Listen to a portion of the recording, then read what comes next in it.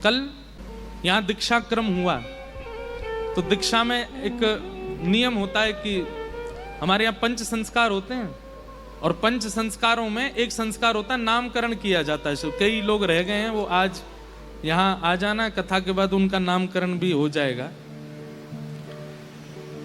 तो नामकरण में क्या किया जाता है, सबके नाम पूछे जाते हैं, आपका नाम क्या है।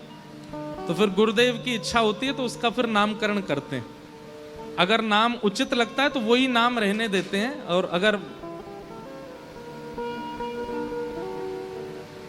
इधर देखो, यहां देख लो, और अगर मन होता है कि नहीं नाम नहीं बदलना तो नहीं बदलते, वही नाम रहने देते हैं।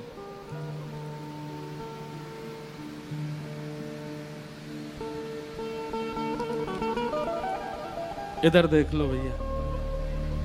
तो कल जब यहाँ नामकरण हो रहा था, मैं सबसे नाम पूछ रहा था, फिर उनके नामकरण कर रहा था। जैसे ठाकुर जी आज्ञा कर रहे थे, किसी का नाम गिरिराज रामानुज दास, किसी का गिरधर रामानुज दास, किसी का कृष्ण प्रिया रामानुज दासी, ऐसे नामकरण हो रहे थे।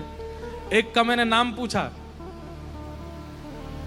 तो वो नाम क्या बताया उसने, साकिब हुसैन। मैंने कहा हैं साकिब हुसैन, वो शायद बैठे भी होंगे यहाँ पे। अब उसकी स्थिति देखो,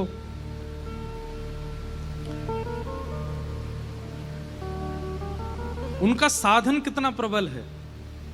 विपरीत परिवार है, विपरीत परिस्थिति है, विपरीत सब कुछ है, लेकिन सब विपरीतताएं होते हुए भी वो मुझे बता रहे, मैं रोज मंगला आरती करता हूं महाराज जी।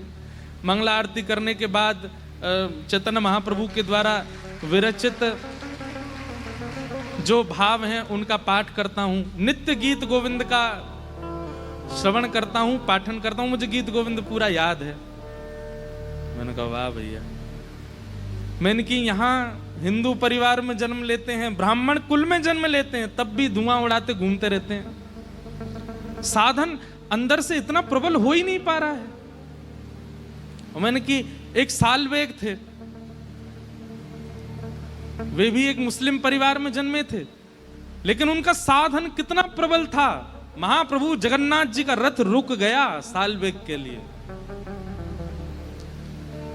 कहे साल बेग हीन जाति रे मुयवन, कहे साल बेग हीन जाति रे मुयवन, श्रीरंगा चरण तले, श्रीरंगा चरण तले, करु अच्छी जनन अहे नील शैल, प्रबल मता वरण, प्रबल मता वरण,